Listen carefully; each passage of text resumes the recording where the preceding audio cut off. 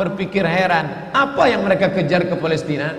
Andai ada orang ingin merebut Irak, masuk akal. Merebut Irak karena banyak sumur-sumur minyak. Andai ada mau ekspansi ke Kuwait, masuk akal, karena sumur minyak di Kuwait banyak. Kenapa kembali ke Palestina? Ada apa? Tanah yang tandus, tanah yang kering kerontang. Mereka ingin membuat sebuah negara dengan keyakinan akan turun Mesias, sang juru selamat yang dijanjikan oleh Tuhan, dengan syarat orang-orang Yahudi mesti kembali ke negeri yang dijanjikan Tuhan. Yang kedua, Mesias sedang menunggu. Mesias melihat ke bawah. Kalau dia tengok di bawah masih banyak gurun pasir, dia tidak mau turun.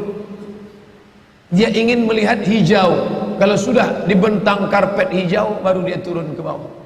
Maka yang dimaksud dengan hijau itu adalah ditanami tanaman-tanaman hijau, penghijauan yang luar biasa. Dan ketika Israel masuk ke Palestina, mereka ambil tanah itu, mereka hancurkan rumah orang Islam, mereka buat tembok panjang. Penjara terbesar dan terpanjang di dunia adalah Palestina. Mereka kurung orang Palestina. Mereka buat tembok beton yang tinggi, panjangnya 700 km lebih. Dari Pekanbaru kita lihat, Anda menuju Medan Sumatera Utara 600 km. Mereka membuat tembok tinggi 700 km.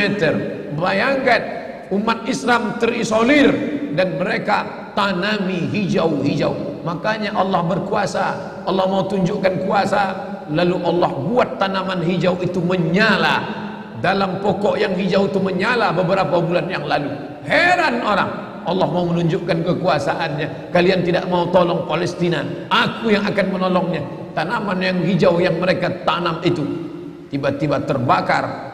Tidak ada yang bisa mematikannya. Sampai-sampai reporter wartawan Amerika mengatakan, tidak ada yang bisa mematikan kebakaran ini kecuali Tuhan, karena Dia yang membakarnya. Mengerti keadaan kita zaman sekarang. Jangan sampai dikatakan Palestina bukan urusan kita.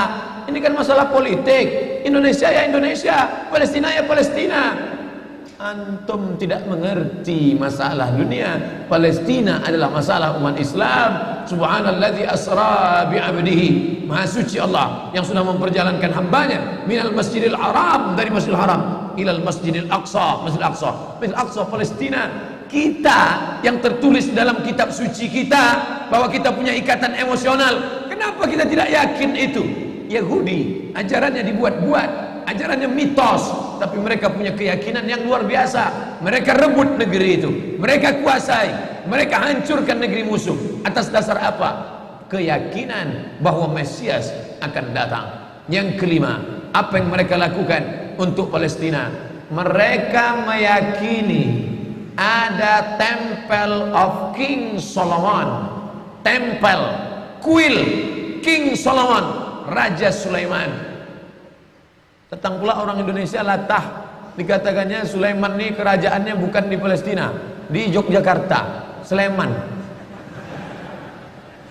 Kata dia, King Solomon itu punya tempel kuil, dan Temple of King Solomon letaknya pas di bawah Al-Masjidil Aqsa. Apa maknanya? Mereka mengeruk setiap hari, bulldozer, traktor, ekskavator, terus mengeruk keliling Masjidil Aqsa. Mereka ingin meruntuhkan Masjidil Aqsa. Tulis Temple of King Solomon, enter, pilih image, tampak gambar replika. Inilah kerajaan Sulaiman yang ada di bawah Masjidil Aqsa. Akan mereka naikkan. Mereka sudah bangunkan rumah kecil replikanya, seperti orang Riau membuat rumah replika, rumah Melayu Kampar, rumah Melayu Siak, rumah Melayu Bengkalis. Di mana rumah itu? Di Purna MTQ. Anak-anak kita kalau mau tahu bagaimana rumah Melayu Kampar, bagaimana rumah Melayu Siak, bagaimana rumah Melayu Pelalawan, pergi ke sana. Sebagiannya ada, sebagian tak ada, entah kemana perginya. Tapi mereka membuatkan itu. Inilah dia replika kerajaan Temple of King Solomon. Artinya apa? Mereka ingin menghancurkan Al-Masjidil Aqsa berkeping, sampai akhirnya disitulah nanti kemarahan umat Islam. Entah marah entah tidak, melihat gayanya tak marah. Mau kalian hancur-hancurkanlah. banyak lagi urusan kami sibuk dengan ini. Tapi akan ada hamba-hamba Allah, la tazulu fi ummati ta'ifatun min ummati, akan tetap ada sekelompok umatku yang memperjuangkan agamaku, kata Allah Subhanahu wa taala. Yang terakhir, yang kelima, akan turun Mesias. Kapan itu terjadi? Ketika terjadi perang besar. Sebetulnya dalam agama Islam sudah dituliskan yang dimaksud dengan Mesias itu siapa.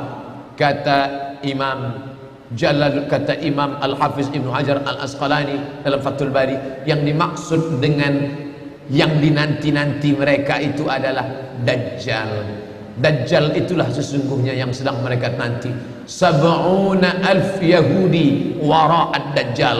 Ada 70,000 Yahudi yang akan berada di belakang Dajjal ketika dia turun nanti.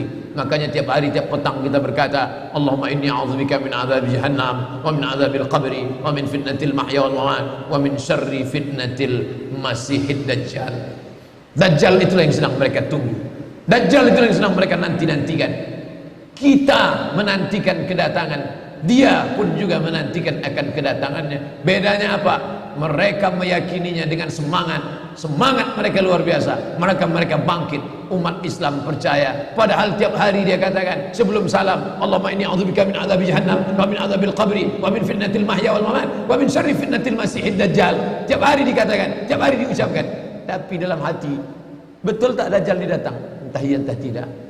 Mereka yakin Dajjal akan datang, tapi mereka katakan itulah pemimpin kami, itulah Tuhan kami, itu adalah jelmaan daripada Tuhan kami, itu yang ada yang menghancurkan dunia, dia akan menjadi panutan kami. Kita berkata itu musuh kami, tapi kita pun ragu entah musuh entah tidak. Oleh sebab itu kita minta ampun kepada Allah atas kurangnya iman kita. Subuh ini kita bangkitkan semangat kita, tapi yang datang kepada, kenapa Allah tidak menolong? Katanya Allah itu maha kuasa. Cukup dia teriakkan saja, malaikatnya satu berteriak, pecah gendang telinga orang Yahudi, mati. Cukup dia tiupkan angin sejuk, terhirup, mati. Kenapa tidak dia mati?